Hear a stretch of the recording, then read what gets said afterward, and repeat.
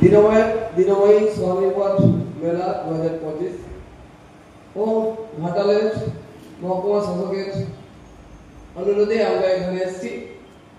যাই হোক, আমাদের যে নৃত্যটি পরিবেশন আমরা করলাম সেটি হচ্ছে বিহারের এক রাজস্ব নৃত্য। এটা বহুত পুরোনো যুগের এক নৃত্য। এটা হচ্ছে রাজাদের আমাদের দারোয়ান ছিলেন, সেই দারোয়ানরা এই নৃত্যটি পরিবেশন করতেন বিভিন্ন সময়।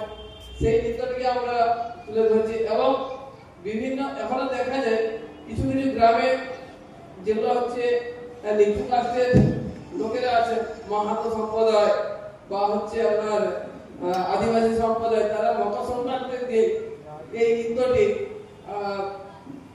পরিবেশন করতে থাকে না। কটা রাত্রি জেগে তারা এই নৃত্যটি করেন, লাঠি নিয়ে, ঢাল নিয়ে, তরোয়াল নিয়ে এই নৃত্যটি করেন। যাই হোক, এই নৃত্যটি আমরা যেটাকে একটা খসড়া নৃত্য, তো সেটাকে আমরা একটা নৃত্যের আকারে তুলে ধরেছিলাম। কিরকম হলো সেটা আপনারা একটু বলবেন। যাই হোক, খুব সুন্দর, খুব সুন্দর। ধন্যবাদ, ধন্যবাদ সবাইকে।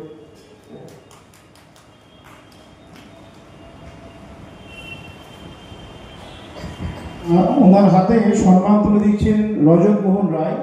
উনি রামমোহন রায়ের বংশধর। রামমোহন রায়ের চিন্তা চেতনাকে নিয়ে উনি কাজ করে চলেছেন সারা পশ্চিমবঙ্গ জুড়ে। ওনাকে ধন্যবাদ জানাবো।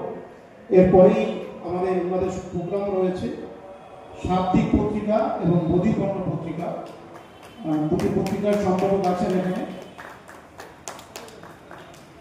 ওনাদেরকে বলবো আপনাদের অনুষ্ঠান এবার মঞ্চস্থ করার জন্য। রজত মোহন রায় এবং